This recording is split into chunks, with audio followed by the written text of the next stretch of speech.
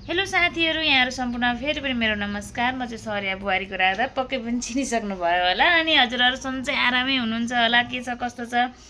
अनि म चाहिँ एकदम सन्चै आरामै छु, अहिलेसम्म बाँचिरहेको छु, सास फेरिरहेको छु। अनि गर्मीले भत भत भत पोलेर मर लागिसक्यो। म त हिजो त एलर्जी आएर हिजो कि आज बिहानसम्म एलर्जी आएर यति गाह्रो भएको थियो कि हजुरहरू पनि बस्नु होला। यो सिजन के भन्छ, गर्मीको सिजनमा अनेक थरीका रोग लाग्ने, अनेक थरी हुँदो रहेछ। मलाई जीवनमा त्यस्तो भएको थिएन है, अहिले त्यस्तो भएर यति गाह्रो भएको होइन कि फोकै फोका हल्का चिलाउने फोकै फोका उठेर ओ माई गड कुरै छोडौँ, जसोतसो काममा गएर आएँ म है। कति गाह्रो हुँदो रहेछ, कस्तो समय। यो गर्मी पनि पानी पर्न सकेको छैन अनि एकदम गाह्रो भइरहेछ। अनि हजुरहरू सन्चै आरामै हुनुहुन्छ कि के छ कस्तो छ है। मेरो चाहिँ हालखबर त्यस्तो छ, अहिले चाहिँ म आराम भइसकेँ होइन।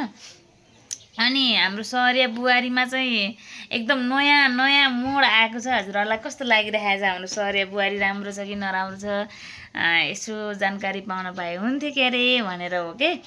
अनि के अरे अब अहिले त यता बसन्ते पनि पुरै जागिर खाने होइन, भाँडा धस्काउने। अनि यतातिर उता के भन्छ अरे अहिले नयाँ आउनु भएको छ नि, उहाँको नाम खै के हो भने बिर्सिसकेँ फेरि मैले। अनि भेट भएको छैन कि, हाम्रो सुटिङमा पनि भेट भएको छैन। सो उहाँ चाहिँ एकदमै ब्युटिफुल हुनुहुँदो रहेछ। यहाँबाट नै उहाँलाई चाहिँ धेरै धेरै माया भन्न चाहन्छु। म चाहिँ अब उहाँको के अरे के परे हौ, साइनोमा काकी परे, ए भाउजू परे, हेत्तेरिका। ए भाउजू नि कसरी पर्नु, फेरि बसन्तले बिहानै गरेको छैन, मैले फेरि कता सोचिदिइराखेको क्या। अब बसन्तसँग ल पर्ला पर्ला पर्ला जस्तो भइराखेको छ। अब के थाहा, ल पर्न पनि त सक्छ होइन। बसन्ते पनि सिङ्गल भइसक्यो, डिभोर्स सिभोर्स हानिदिएर। अनि उतातिर फेरि मन पराएर लततै है केटीले। अनि मन पराएको जस्तै छ नि त होइन, कस्तो राम्रो टक्क छ। अनि त्यही भएर मलाई चाहिँ त्यस्तो लागेको है साथीहरू। मन पराउँछ पराउँदैन के हुन्छ कस्तो हुन्छ हजुरहरूले प्रतीक्षा गरेर हेर्नै पर्ने हुन्छ। अहिले चाहिँ मलाई पनि थाहा छैन। अनि यतातिर चाहिँ अब सिसी र म चाहिँ बारीमा के भन्छ अरे मकै उ गरिराखेको हुन्छु। ल यतातिर हाम्रो के भन्छ अरे नन्द भनाउँदीको चर्ती कला छुट्टै छ। फेरि के गर्नु र नारायण नि। अब नन्द फस्यो के, नन्दलाई फसायो एउटा गजडियाले, जाँड खाएर भन्छु धन्नै। गाँजा खानलाई त्यसलाई पैसा चाहियो अरे, ब्ल्याकमेल गरिराखेको छ मेरो नन्दज्यूलाई। अब के गर्ने हेर्नु साथीहरू, फसिएन त, जिन्दगी गएन त। अब पुरै नाक पनि यो पाराले होइन। अनि मलाई पैसा चाहियो, 5-6 हजार भए पनि मलाई पैसा चाहियो भनेको छ। बरा बसन्ते उता काम गर्न गएको छ, त्यो अवस्थामा छ है। हजुरहरूले देखि नै रहनु भएको छ। म चाहिँ कति मोटाएँ क्या साथीहरू। यो दुब्लाउने औषधि के भन्छ भनिदिनुहोस् न के, मलाई चाहिँ धारे हात पाऱ्यो भने नरिसाउनु होला साथीहरू है। मेरो त त्यो सिरियलमा काम गर्दा गर्दा गर्दा यो दिमागै त्यस्तै मात्रै हुन्छ भने खालि त्यस्तै मात्रै आउँछ कि। यो माइन्ड नगर्नु होला है, यो त समाजमा अलिकति अपच्य कुरा हुन्छ नि त। ओ मलाई धारे हात लाउने तैँले भनेर कोही त कुस्ती खेल्न आउँछ होइन। तर हामी चाहिँ अब सिरियलमा काम गरिसकेपछि त्यो एक्टिङहरूले गर्दाखेरि नि त्यस्तै खालको जाँदो रहेछ क्या। त्यसको लागि आइएम सो सरी, माइन्ड नगर्नु होला। अनि के भने नि होइन, अब यतातिर जीवनमा पहिलोचोटि इन्द्रले राम्रो काम गरेको मलाई महसुस भयो होइन। हजुरहरूलाई पनि त्यस्तै लागेको छ होला। इन्द्रले चुरम्मै हानेको छ। यता हाम्रो के भन्छ अरे नन्दज्यूको के भन्छ अरे साथीलाई, बोयफ्रेन्ड त नभनौँ, नन्दले अब बोयफ्रेन्ड बनाइसके होइन छ। मैले चाहिँ बोयफ्रेन्ड मानिराखेको थिएँ होइन। म चाहिँ भ्रममा छु अहिले। तर बोयफ्रेन्डले चाहिँ बिचारीलाई अब पैसा मागिरहेको रहेछ होइन। कति गाह्रो छ क्या, छोरी मान्छेको प्रायः त्यस्तै हुन्छ क्या। छोरी मान्छेको जातलाई क्या साथीहरू होइन, के भन्छ अरे श्रीमान राम्रो परे रानी अरे, अनि श्रीमान चाहिँ राम्रो परेन भने चाहिँ जिन्दगी चाहिँ खरानी नै भन्छन् नि, त्यस्तै के। बोयफ्रेन्ड पनि गतिलो परेन भने चाहिँ जिन्दगी झुरै रहेछ। ल अब ब्ल्याकमेल गरेर मलाई र तेरो आमालाई दाइलाई भनिदिन्छु भनेर पैसा मागिरहेको छ हेर त। यस्तो कैयौँको जीवनमा घटेको घटना पनि हुनसक्छ कि। अहिले कलेजतिर होइन केटा मान्छेहरू प्रायः कुलतमा फसिहाल्छ नि त। अब केटीहरूले त घर व्यवहार सोध्छन्, कतिपय केटीहरू पनि बिग्रिया हुन्छ, कतिपय चाहिँ केटाहरूले चाहिँ अलिकति सबै नभनौँ धनी बाबुका छोराहरू होइन त्यस्तै अब धनी बाका मात्र हुँदैनन्, गरिबका छोराछोरी पनि त्यस्ता खालको सोच र अलिकति सङ्गत भएका बच्चाहरू चाहिँ चाँडै बिग्रिन्छ क्या। यस्तो कुलतबाट चाहिँ सबैजना बचाउँ भन्न चाहन्छु म चाहिँ। किनभने होइन भोलिको दिनमा मेरो पनि छोरा छ, मेरो पनि छोरा नहोला भन्न सकिन्न। अब म दिनभरि काममा गएको हुन्छु, अब छोरा छुट्टीको दिनमा होइन छुट्टीमा कि त मोबाइल चाहिन्छ कि त साथी चाहिन्छ। साथी सङ्गत कस्तो हुन्छ के हुन्छ, आमाहरू पछि लागेर खोजी हिँड्ने कुरा हुँदैन साथीहरू है।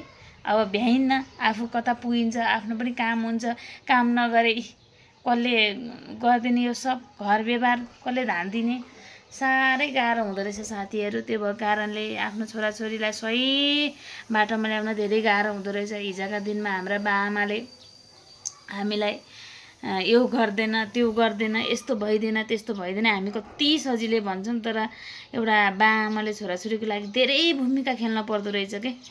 तर विशेष गरी गाउँघरमा भन्दा पनि गाउँघरमा पनि हुन्छ दुःख त होइन छोराछोरी हुर्काउनलाई, तर सहर बजारमा चाहिँ अति नै गाह्रो के। यहाँ सहर बजारमा होइन गाउँघरमा जस्तो तलर माथ्लो घर दाजुभाइ हुँदैनन् होइन। अब यहाँ त को आफ्नो को पढाइ के पनि थाहा हुँदैन, कसले कति बेला के गरिदिन्छ त्यो पनि थाहा हुँदैन। अनि त्यहाँबाट जोगाउनु पर्ने एकदमै गाह्रो अवस्था है। बच्चाहरूलाई कति गाह्रो छ क्या जोगाउनलाई। आज झन् म काममा थिएँ, अब छोरालाई मोबाइल छोडिदिएर जाऊँ भने मोबाइल आफूलाई पनि चाहिने।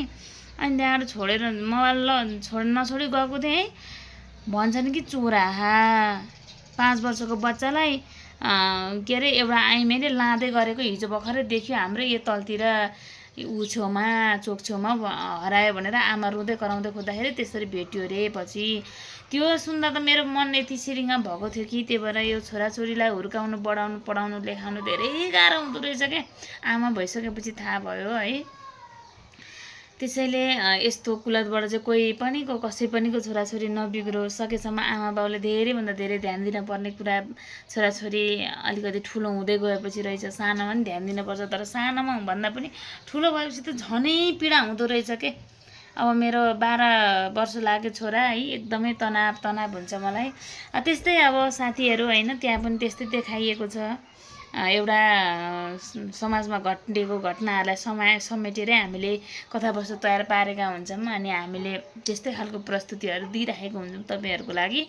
अनि अब त्यसै गरी कुलतमा फसेको छ बिचरा, रुन्छ पनि के, ऊ जबरजस्ती फसेको जस्तो भयो कि। किनभने त्यो साथी सङ्गतले है लैमा फस्यो, ऊ नराम्रो मान्छे होइन, पछि रुएको पनि छ नि त, हल्का इमोसनल भएर पनि बोलेको छ नि, हो त्यस्तो हुन्छ क्या। बच्चाहरू चाहिँ साथीको लैमा लागेर त्यो कुलतमा फसिसकेको हुन्छ नि, उसलाई त्यो कुलतबाट उनीहरूलाई चाहिँ टाढा हुन धेरै गाह्रो हुने रहेछ कि। त्यस्तै भएको छ क्या यो जुन अहिले भिडियोहरू देखाएको छ नि आज हाम्रो सिरियलमा, हो त्यस्तै लाग्यो मलाई चाहिँ होइन। झस्याङ आफ्नो छोरा पनि सम्झेँ। अनि त्यस्तै हो साथीहरू। अब यतातिर भने म चाहिँ अब घर छोडेर गाउँ छोडेर तराई झर्ने सोच बनाउँदैछु, पहाडमा धेरै गाह्रो भयो भनेर होइन। अब सिस्टरका बाले चाहिँ मलाई गाली गरिरहनु भएको छ। अब म चाहिँ भने हेर्नुहोस् न, तराई झर्न पर्ने रे, त्यो भएको घरलाई चाहिँ अब त्यो बसन्तेलाई जिम्मा लाएर बसन्तेसँग पैसा लिएर, बिचरा बसन्तेले कहाँबाट कमाएर दिने होला फेरि मलाई। बसन्तेको हालत देखेर मलाई नै अहिले माया लागिरहेको छ। अब म चाहिँ त्यहाँनिर अब के गर्ने होइन, छुच्ची भएर पनि मलाई अति छुच्ची भइसकेको छु। उता नन्द बहिनीलाई पनि रुवाएको छु मैले, बरा बिचरा दरदरी रुवाई खुवाउनु परेको छ। खाना पनि है बिचरा रुई खाना खाएर गएको छ। नन्द बहिनीको पनि बेहोरा फेरि त्यस्तै छ नि त, त्यस्तोलाई चाहिँ किन साथी बनाउनु क्या। मलाई त रिस उठ्छ घरिघरि त। साथी नै नबनाइदिए पनि भइहाल्थ्यो नि त्यस्तोलाई होइन र। त्यसलाई अब चटक्कै साथी छोड्दै पनि हुन्छ के। त्यसले भन्देला कि यस्तो कुरा गर्ला कि भनेर डराउनु भन्दा बरु यो यस्तो मान्छे हो, यसले मलाई यस्तो गर्न खोजिरहेको छ भनेर परिवारसँग चाहिँ त्यो कुराहरू चाहिँ सहज तरिकाले भन्न सक्यो भने परिवारले पनि फेरि बुझ्दिन पर्छ है। परिवारले बुझ्दैन भने त कामै छैन। परिवारको डर नबोक्नु होइन, बोक्नुपर्छ। बोकिसकेपछि यस्ता कुराहरू भन्न डराइयो भने आफै फसिन्छ क्या। अनि अब यस्तो कुराहरू भन्दाखेरि फेरि परिवारले पनि झर्को मानेर थर्काउने कराउने चाहिँ गर्नु हुँदैन। अब हामीले के गर्छौँ भोलि हेर्नु होला। अनि हजुरहरूले पनि देख्नुहुन्छ मैले कस्तो गर्दो रहेछु। तर खासमा चाहिँ वास्तविक कुरा चाहिँ परिवारले यो अवस्थाको बच्चाहरूलाई चाहिँ बुद्धि नै पर्छ कि जुन यो कलेजको टाइम छ भने एकदमै बिग्रिने समय रहेछ क्या यो कलेजको टाइम। मैले पनि त्यही त हो नि, पढ्दा पढ्दै बिहा गरेर हिँडेको कलेज पढ्ने बेलैमा। त्यही भएर साथीहरू यो समय बर्बाद हुने समय हो। त्यही बर्बाद भएर अहिले बिहे नामको ट्याग जिन्दगीमा लगाएपछि न धोएर जान्छ न रोएर जान्छ। यो बिहे भन्ने चिज यो सिन्कीलाई चाहिँ खाल्डोमा हाले जस्तै रहेछ।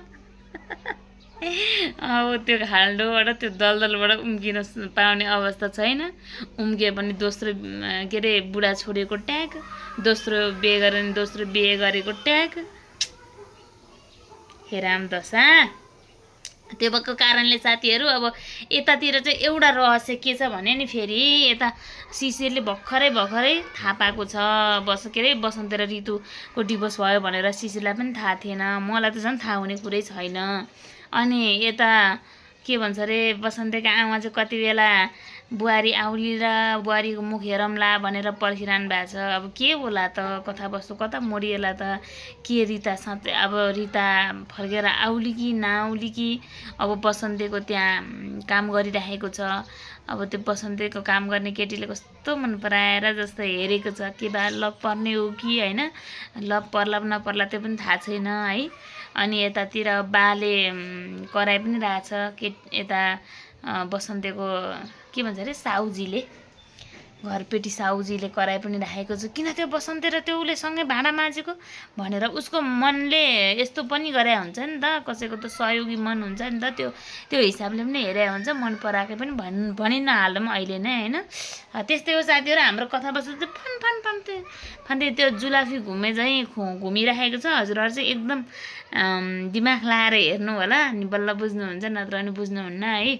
हाम्रो चाहिँ दुःख मेहनतहरू हजुरहरूकै लागि हो, त्यो भएर माया गरिदिनु होला भन्न चाहन्छु। अनि मैले भिडियो हाल्न पनि एकदमै भ्याइराखेको छैन है, राम्रो भिडियो पनि ल्याउन सकेको छैन। तैपनि हजुरहरूले माया गरिदिनु भएको छ, धेरैभन्दा धेरै धन्यवाद दिन चाहन्छु। अलिकति कामको व्यस्तताले गर्दा पनि हो साथीहरू है, धेरैभन्दा धेरै मिस गरेको छु, माया गरेकी छु। जहाँ जस्तो अवस्थामा भए पनि हजुरहरू सन्चै रहनुहोला, खुसी रहनुहोला। अहिलेको लागि चाहिँ म पनि बिदा माग्न चाहन्छु। भात खानलाई पकाउनु पर्ने बेला भइसक्यो, रात परिसक्यो। सो बाई बाई साथीहरू, लभ यु।